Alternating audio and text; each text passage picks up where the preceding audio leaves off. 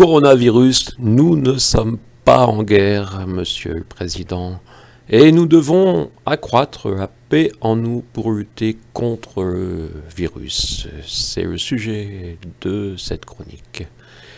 C'est un exercice difficile qu'essayer d'être compris par l'ensemble d'un pays, et même par ceux qui fanfaronnent sûrement en se croyant tellement en bonne santé que le coronavirus ne pourrait les atteindre. Pour mobiliser, le verbe est nécessaire. Monsieur le Président, vous avez utilisé l'image de la guerre, mais l'absence d'adhésion peut répondre à l'excès dans l'analogie. Nous ne sommes pas en guerre, même bactériologique. Ce virus n'a pas été fabriqué par des ennemis qui s'en seraient vaccinés et pourraient lancer d'autres attaques.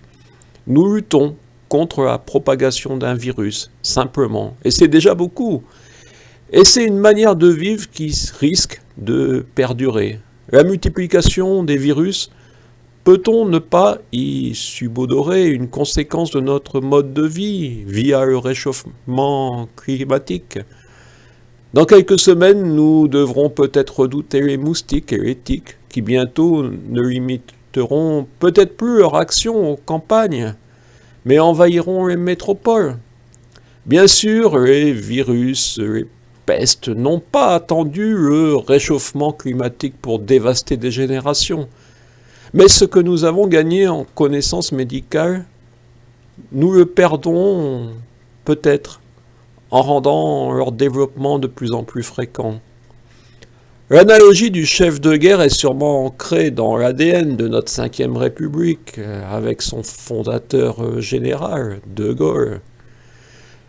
Nous sommes en paix, et nous devons trouver la paix en nous. Et vous pouvez être le chef de paix. On se demande quelle véritable transformation de société occasionnera cette crise. Et la manière dont vous l'intégrerez. Vous nous avez conseillé la lecture. Vous pouvez aller plus loin, nous encourager à méditer. Puisez donc chez Marc Aurèle, qui fut également un chef de guerre, mais savait chercher la paix. Vous pouvez conseiller à chacun de se retirer en soi-même, et même ajouter « Nulle part en effet l'homme ne trouve de retraite plus paisible et plus éloignée des soucis que dans sa propre âme. » Et conclure sur l'ordre harmonieux. Il est difficile de s'adresser à l'ensemble d'un pays, par respect également pour celles et ceux qui ont connu la guerre. Il convient pourtant de préciser « Nous ne sommes pas en guerre ». Nous sommes en paix et cette paix peut nous permettre, oui, vous l'avez abordé, de nous tourner vers l'essentiel. C'est peut-être difficile pour vous de faire un grand bond spirituel pour assainir l'économie, la croissance, ce n'est que du vent. Seule la manière dont nous vivons importe.